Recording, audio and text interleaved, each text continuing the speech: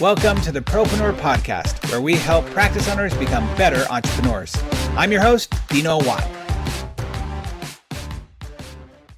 And welcome once again, everybody, to the Propreneur Podcast. I'm your host, Dino Watt, and I'm excited to be here today to bring you another professional. As you know, on the show, we have experts and we have professionals, and I think we learn so much from our professionals who are out there in the mud, getting it done, and actually growing businesses that we all can learn from. And today is no exception for our amazing guest. I have Shyam Desai on our call today, who is a doctor out of Connecticut. Is that right? That's right. Connecticut, and not just one office, but he has multiple practice offices. He's grown his practices pretty quickly. So I think we're going to learn a lot from him today. Welcome to the show. Hi, Dino. I'm excited to be here. Yeah, it's exciting to have you. I actually had the opportunity to go out and visit his offices about a little over 2 years ago and meet his teams that were growing, expanding even at that time, and all the amazing stuff he's done out there. So I'm excited to get to know and pick your brain a little bit more about that. So tell us a little bit about your journey and as an entrepreneur, why you got into this crazy world of orthodontics and that whole story.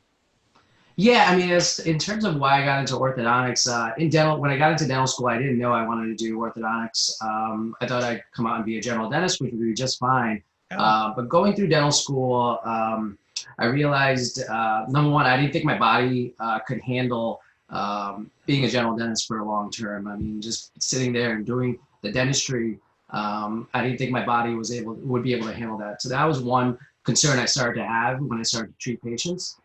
And then one difficulty or one issue one thing I didn't like about general dentistry is that you're trying to convince people to get stuff that they really didn't actually want. Like, you have to show them what the problem is and tell them why they need it. And they're not actually coming to you because they want a crown or a root canal. Yeah, no one's walking in saying, "Hey, doc, can I get a root canal today?" I hear they're pretty fun.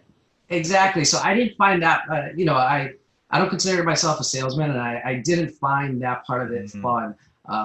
So yeah, that's when I started to explore the different specialties, and orthodontics was a perfect fit for me because people come to you wanting their teeth straight, and you don't really have to do much to sell that part of it. So it's great. Yeah. Well, speaking of that, I remember specifically, I actually used this story at different offices, being in one of your offices and sitting inside one of the TC exams, and there was a young woman there who came in. Well, not actually young; she was probably in her 40s, 50s. And she was sitting there, and the TC asked her the great question, which I always love, is like, so why do you want to get braces?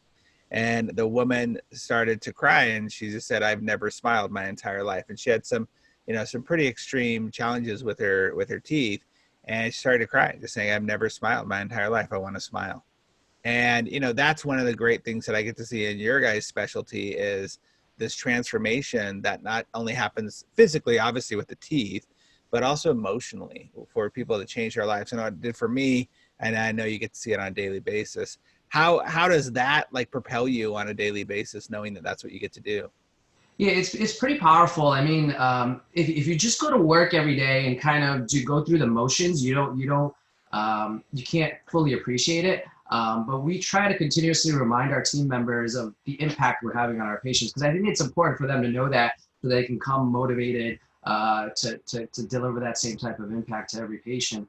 Because if you just come and change O-rings or change wires, you lose sight of the bigger picture of what you're trying to do. And I try to always kind of keep that upfront in front of our team members. Now, I would believe that I know this because I speak to so many people, that one of the challenges that comes with on the other side of that knowledge of that you're changing lives is that you also have to couple that with being a businessman and actually learning how to run business. And that's something that wasn't taught to you in school, that you didn't have any classes on, how to deal with human resources and deal with, team members who are being maybe a little cranky today, or the business side of it. So let's talk about your entrepreneurial journey. Here you get out of school. Where'd you go to school, by the way?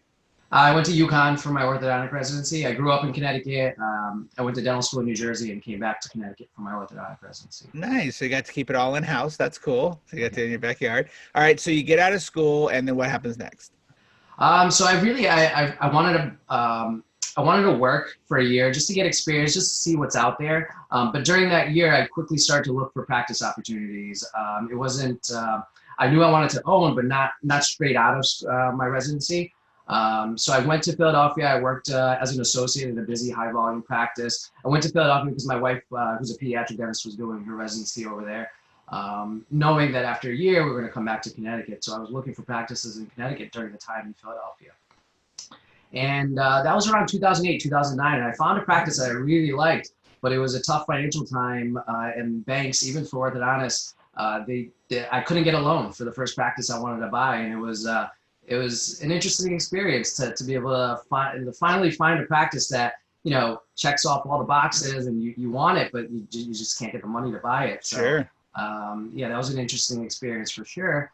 And then so we moved back to Connecticut, and my wife started working as a pediatric dentist. And for 3 months, I didn't have a practice. I didn't have anywhere to work. But every day I was going out, meeting people and networking, and just trying to find the right opportunity that even without the bank's help, I could hopefully get into. And luckily, I was able to find a practice that I began to associate with. And the doctor knew that I wanted to purchase the practice. So it was a really great situation. He was a great guy, and he still is. We're great friends. And so we were able to, I was able to associate for, it ended up being about a year, and then I ended up buying that practice a year later. Wow, that's great. Okay, so you buy the practice, and that was your very first practice. It was big practice, small practice? What did it look like? It was a big practice. It was a busy, high volume practice. And so I was working there 4 days a week as an associate, and it was open 5 days. Wow. So actually when I bought the practice, there was already an associate working 1 day a week. So it was a busy practice. And yeah, I was able to, in the 1 year I was working there, I was able to see where the patients were coming from geographically. So I was able to see patients driving 25 miles in each direction coming for what we were doing. It was, knowing that ahead of time, I knew that there was more opportunity beyond what we were doing in that one office. So I took that information and opened 2 offices over the next few years after purchasing that first office. Okay, so buying a practice and running a practice are 2 totally different things, right? Yeah. When even as associate, you get to kind of see the inner workings of the team. But when it comes to business again, did you always have a business mind, or was that something you had to learn? I was always interested in business. I never took, I didn't have any formal business education, but I was always interested in business. My parents are not they don't own their own business or anything like that, but it's just something that always interested me. But once as you mentioned, buying a practice and running a practice are 2 separate things. You can find the practice, you buy it.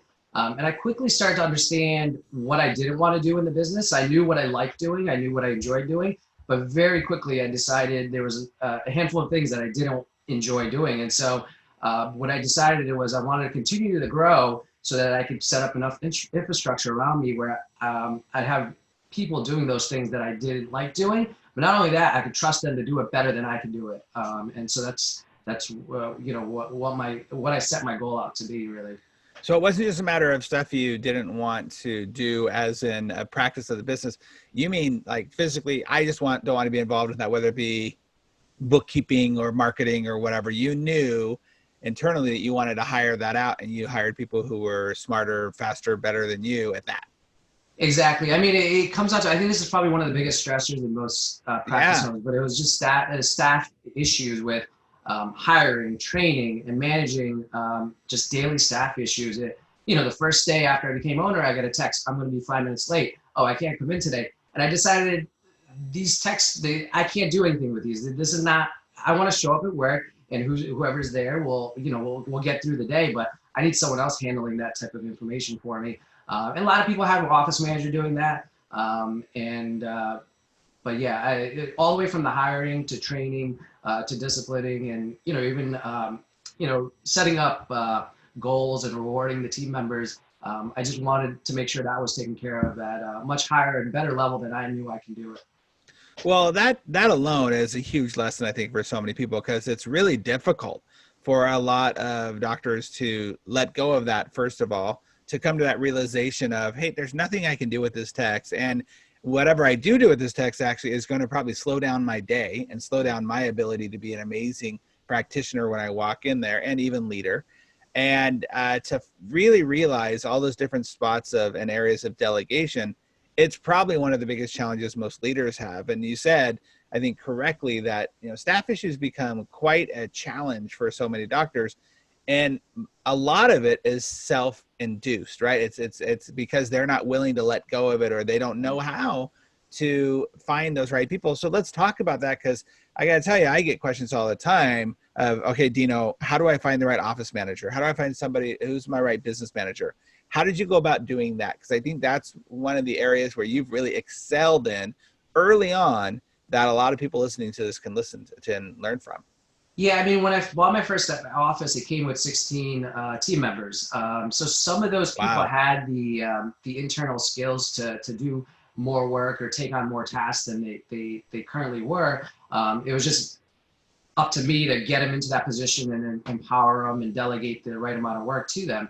And then, but there was other positions that I had to look outside for. And the one major position was operations manager. And I didn't get it right the first time around. We did a full-blown interview process, interviewed some really good candidates, and I hired someone that was outside the dental field, which, for operations manager, I didn't think dental experience was important, and it's not. I don't think it is, but it just didn't end up working out with that first hire. And I think that's another thing, is that you have to continuously reevaluate what's going on. Like, you can't make a decision, whether it's business, staff, or one, and say, okay, I made that decision and I'm just going to go with it, and put your head in the ground and keep going. You have to continuously say, is this working? Is this working? If not, we need to correct it so we can get right on path to where we're going. So that first hire didn't work out. And then I ended up making actually an internal person. I gave them a raise to take on that position.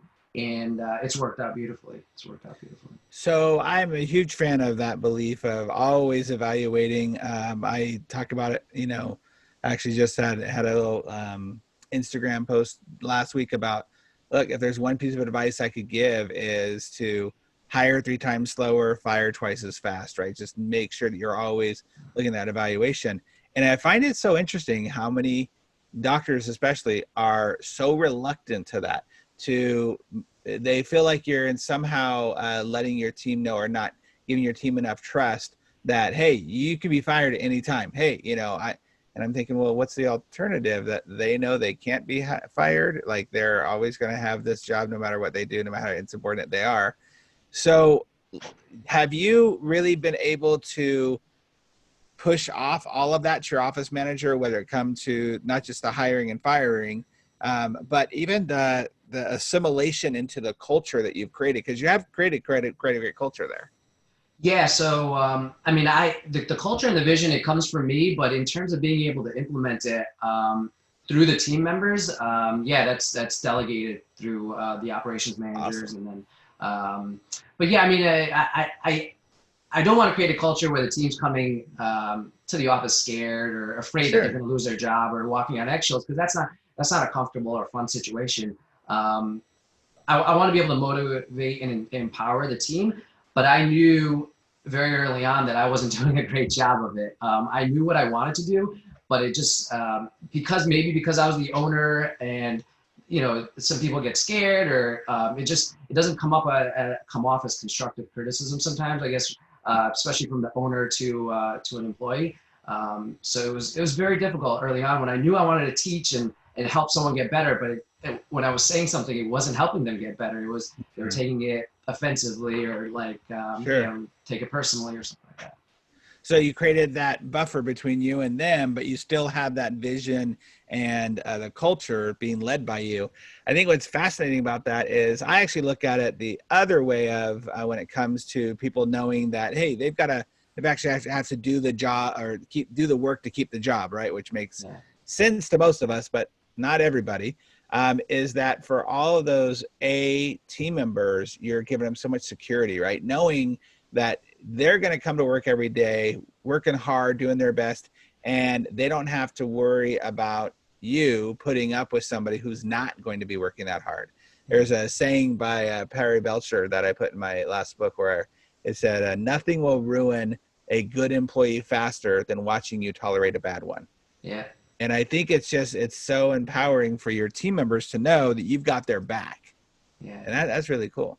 I think another tough thing that owners probably go through is that even if they know there's a bad apple, they're almost scared to let go because they think they're going to be short staffed. In a Yep. smaller office, you don't have sometimes you don't have enough manpower and you think you're going to not be able to make it if you lose this person because maybe clinically they're really good. And as good as they are clinically, if they're not helping the culture get to where you want, it's not the right fit. And I've never, you know, it's often the other way around when if the team members decide to leave us because they might find a job that pays $1 more or something, they often come back to us saying, can you take me back? Because they now value what we had. It's not, we pay our team members well, but it's more than, it's more than just the dollar that's important to most of the team members. They want to be in a comfortable environment that they're really motivated and pushed to become their best.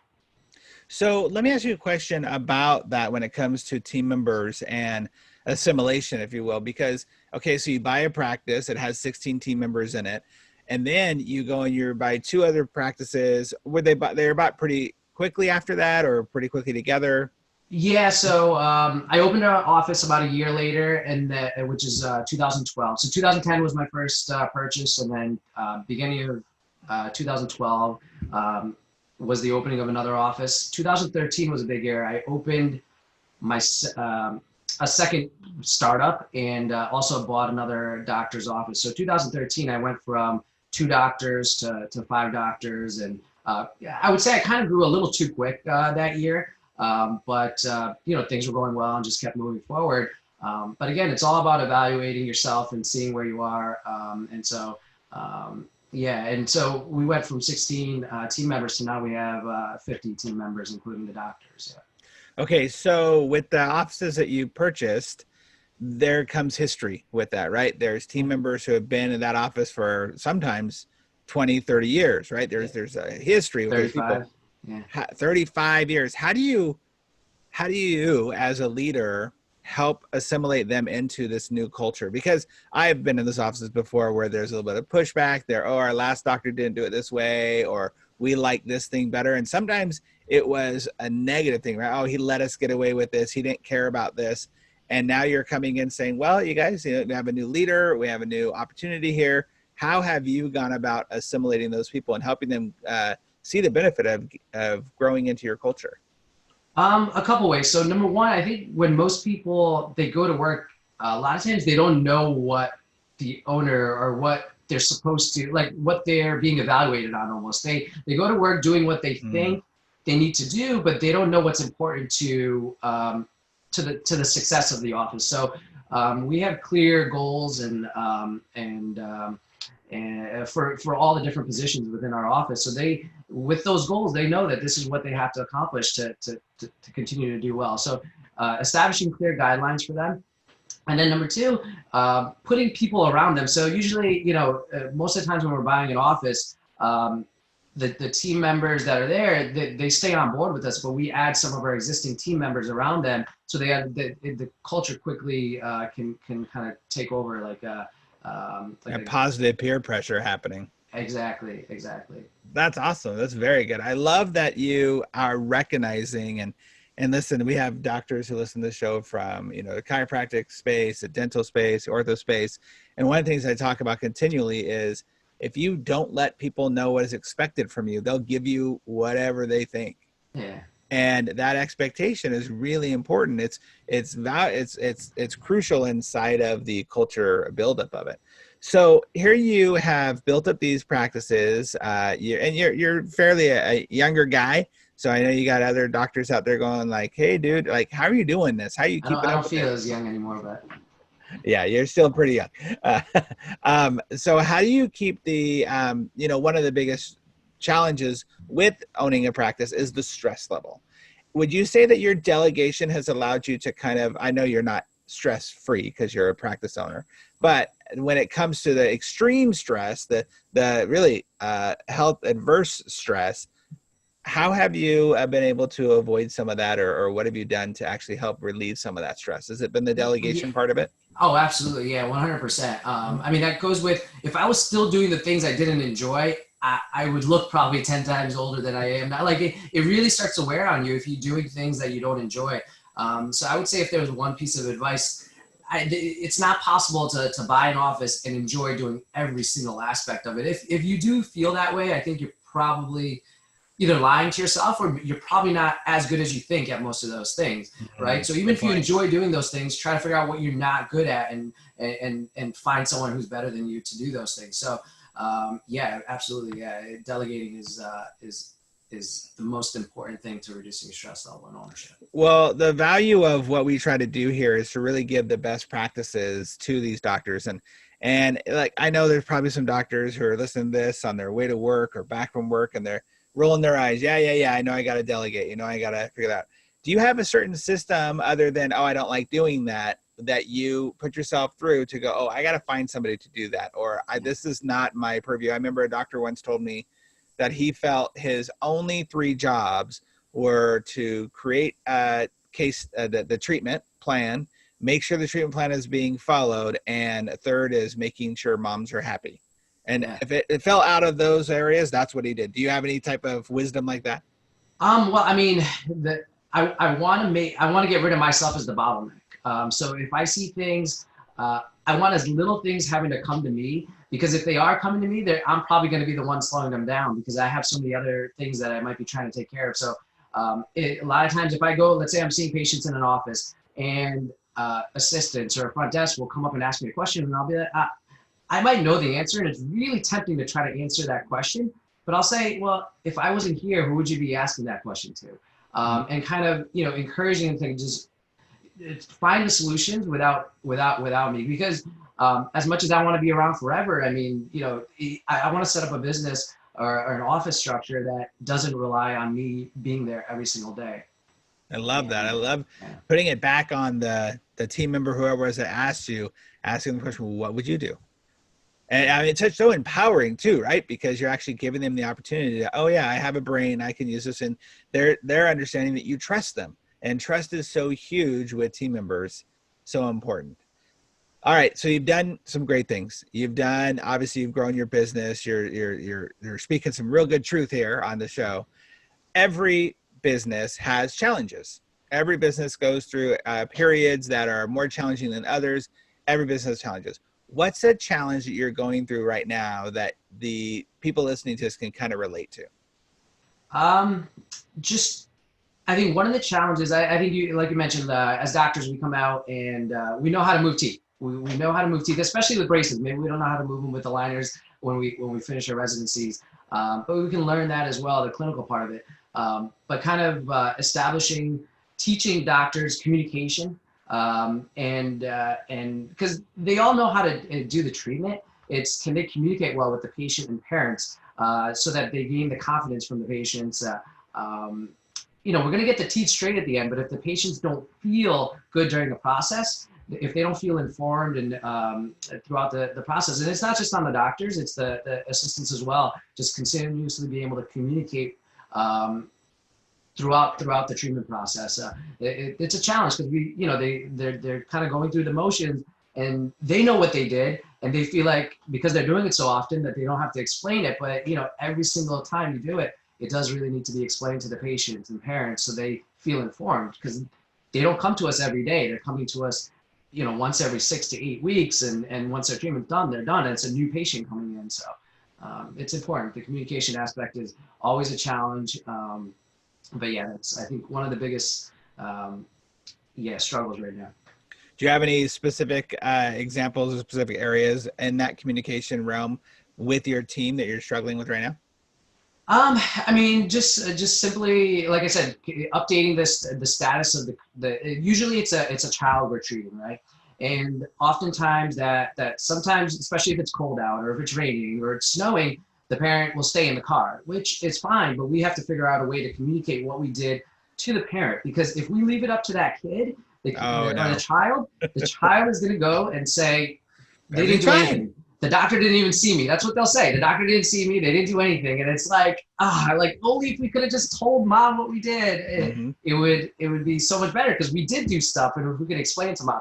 But even when mom's there, sometimes we miss the boat and we don't tell them what we did, and because we assume they're watching us or something. But it really just, we need to communicate better with. What are you doing to overcome that? Like, have you guys come up with new tricks or ideas or stuff like that that you've thought of? Looking to bring you back and help us out and improve the communication there. No, just Bring it. yeah, I'm brainstorming different ideas. I think the one where the parent's not in the office, that's the most challenging. But trying to come up with a way where we can, maybe come up with a quick video message and text it to them or something to let them know, this is what we did, so they get it from our words, not relying on the 12-year-old or the 10-year-old to tell them what we did. You know what might be interesting is I wonder if you could do this. I bet with your, I don't know, you'd have to look into the HIPAA side of things, but I wonder if you could use a system like a Marco Polo, where like I work with Marco with all of my teams all over the country, right? So we're communicating all the time with Marco Polo, but it's a quick, fast text message type situation.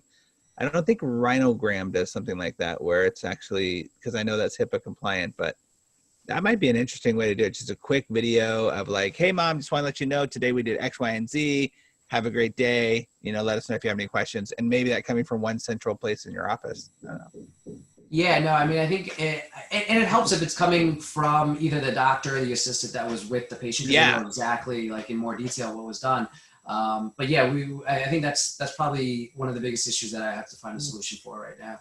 Yeah, well, check into the Marco Polo aspect of things, because I bet if you did a waiver and you're able to do it that way, because they can be erased, that might be an interesting way. But I love the idea. And how awesome would it be to actually show your team, your patients again and their parents again, that you guys are trying to be on the cutting edge of communication, of delivering the best service possible to everybody through a process like whether it be Marco Polo or not. But hey, we want to make sure everybody is up to date as much as possible and there's no gaps in the information. So that's powerful. Love it. That's awesome. Well, cool. Well, let's do this. We're coming to the end of our show and our time here together. And I just thank you so much for spending the time with us and sharing your wisdom with everybody. I have a few questions I always love to ask at the end of the program to get everybody kind of on the same page and kind of a rapid fire type situation. Are you willing to play? Let's do it. All right. What's the number one thing that you wish that they would have taught you coming out of school? How to run a business. I mean, I'm doing it, but I'm learning as we go, making a lot of mistakes. So yeah, definitely how to run a business. And those mistakes, tear you down and make you curl up in a ball in the corner, right? Absolutely not. No, I look at every mistake as an opportunity to grow and learn and continue to get better. It is one of those interesting things because, especially in the ortho world, right? You guys, you're so like millimeter specific, right? Like everything can be changed in a millimeter. That perfectionism comes out. That I love that you embrace the failure. Yeah. I mean, I've made tons of mistakes, and I'm sure I'll continue to make mistakes. But yeah, those are all learning opportunities for sure. All right. What's a book or a course that you think every practice owner should be reading or watching? Right now, I'm doing 4-hour work week, so it's really, really good in terms of learning what you're wasting a lot of time on. It's really been an eye opener to me, and just overall, like the goals in life, it puts a new perspective on things. Most of us are working towards, or originally everyone's like, okay, I want to work 30 years and save up X amount of dollars so I can retire. But, imagine if you could just think of it differently and have retirement every year come to you and do many retirements throughout life. I think 4-Hour Workweek is a great book. I mean, there's a ton of them, but it's 4-Hour Workweek is great because it gets yourself in the mindset of outsourcing more and more, which you're already doing really well with when it comes to, delegating the things around you. So 4-Hour Workweek is great. I'll throw in there for you, and we'll put that in the show notes as well. Luckily I've been able to meet Tim a few times and he's a really cool guy. There's another book out there called Less Doing, More Living. And it's the same type of idea. So those kind of couple together really, really well. Okay. What's the one piece of advice that you were given that you think about on a continual basis, your favorite piece of advice that you were given? I'd have to say from the first practice I bought, the owner that I'm still friends with that I bought, and he told me, the culture he and I grew up with, we're always looking at expenses and dying over these expenses, like every dollar. And expenses are important, but he told me to focus on just growing the practice. I mean, if you can just start one more patient and just focus on taking care of the patients and growing the practice, you want to watch the expenses, but don't let each dollar that goes out of the practice, kill you. And I think that's been really important, because obviously as you grow, your expenses grow as well. And if I couldn't just kind of look past that and understand what it was about, it would be hard to handle. Yeah, for some people, those expenses can be paralyzing. You're not dealing with a couple thousand here and there. You guys are dealing with big numbers. And so you're right. If you can't look past it, then that can be paralyzing, and you can get in that paralysis of analysis, right? Yeah. So great job. Okay. How can people get a hold of you, by the way? Like, is there a way they can reach out to you if they have questions? Are you speaking anywhere? So the easiest way to reach me, you could through Facebook, message me, or my personal email is andone, ANDONE, the number is 929@gmail.com. So either way, personal email or through Facebook, message me. Awesome. Very, very cool. Well, we just want to give you another huge shout out and thank you so much for being a part of the show and letting people kind of just dip into some of your knowledge. What you've been able to do with your office out there has been amazing. And if people get a chance, please go up to ctbraces.com, right? That's right. Yep. Come visit ctbraces.com. Check it out there, see them and all the great things they've been able to do. Everybody, thank you again for listening to the show. Thank you, Shyam, for being here. Really appreciate it. Dino, thank you for having me. I enjoyed it. Absolutely. All right, everybody. Thank you again for listening to the Propreneur Podcast. Hope that you've been able to learn how to be more proactive, productive, and profitable in all areas of your life and business. Once again, don't forget, if you have not done so, please share this podcast with a friend or a colleague and let them know that they can learn just pearls of wisdom right here at the Propreneur Podcast. Thank you so much. We'll see you next time, everybody. Thanks so much again for listening to the Propreneur Podcast. We really appreciate your support. If you haven't subscribed already, please make sure you do so. Also, if you feel like you might be a good fit for our podcast as a guest, or know somebody who you think would be, go ahead and email us at dino@dinowatt.com. Again, thanks for support. We'll see you on the next episode.